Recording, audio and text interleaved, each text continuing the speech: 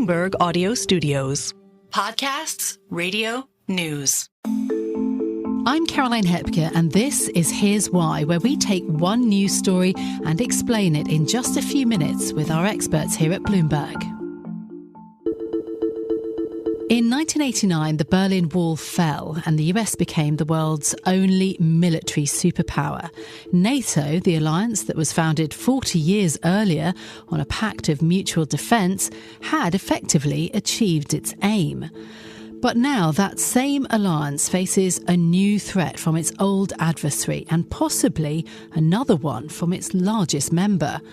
Russia's invasion of Ukraine has created an inflection point for the military alliance. It's something that's been made all the more acute by Donald Trump's frequent criticism, both whilst he was in office and now that he's running for a second term. I have been very, very direct with Secretary Stoltenberg and members of the alliance in saying that NATO members must finally contribute their fair share and meet their financial obligations. NATO was busted until I came along. I said, everybody's going to pay. They said, well, if we don't pay and we're attacked by Russia, will you protect us? I said, you didn't pay? You're delinquent? He said, yes, let's say that happened. No, I would not protect you. In fact, I would encourage them to do whatever the hell they want. You got to pay. This summer, advisors for the Republican presidential nominee floated the idea of demanding that NATO allies spend 3% of their GDP on defence, a warning shot that signals even more tension if the former president does return to the White House.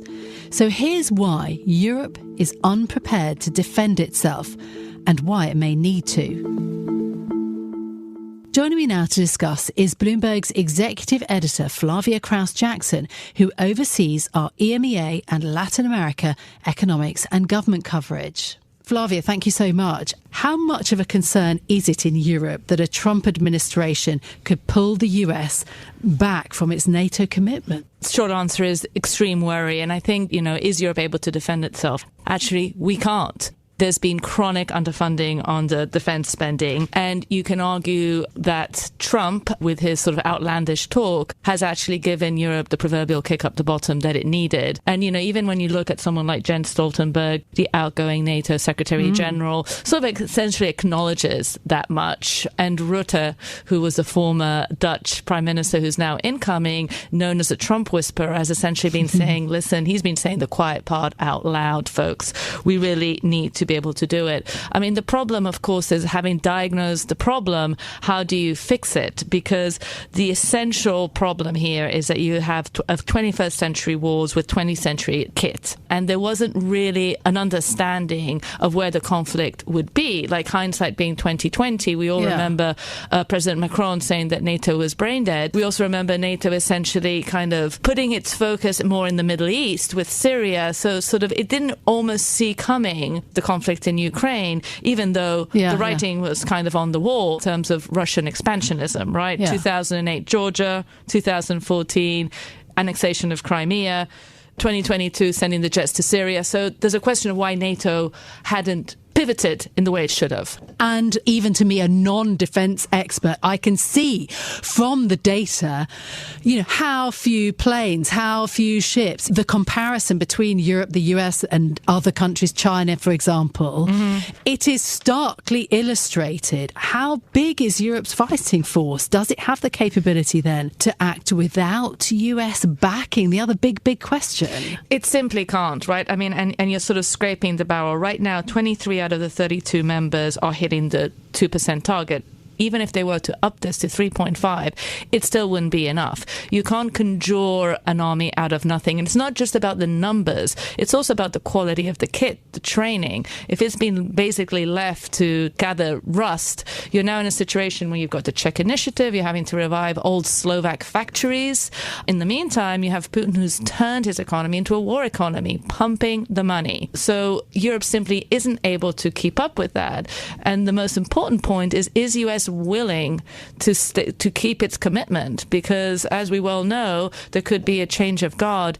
Trump is the worst case scenario for Zelensky, but I don't think we should assume that things are going to be that much better under a Harris administration, especially when you see in it, to a degree, what some might say the double standard. I mean, if you have a crisis in Israel with Hamas and Hezbollah, you're essentially giving a carte blanche to Netanyahu. No matter how tense that relationship is, it's still the more important relationship. It's still seen as much more vital to the US. And the US simply cannot sort of be the world's policeman of fighting two conflicts and potentially even a third one in Taiwan. The head of the UK's armed forces has talked about the need to be ready for a major direct conflict by 2027. This got a lot of eyeballs, that it was so soon, a major war increasingly likely for Europe.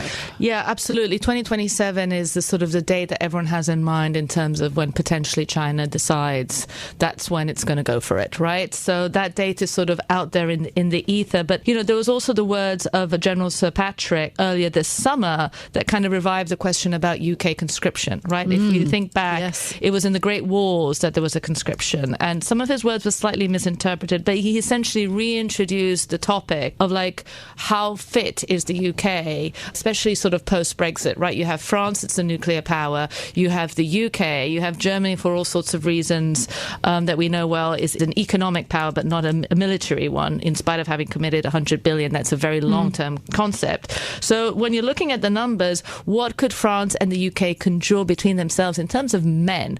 And within a month, you're looking at maybe 20,000 for France and about 30,000, 20,000 for the UK. That simply isn't very much, especially when you sort of compare that to the terrible figures and casualties, 31,000 Ukrainian casualties. So when you're playing the numbers game, you can see how Russia can play the long game and wait it out.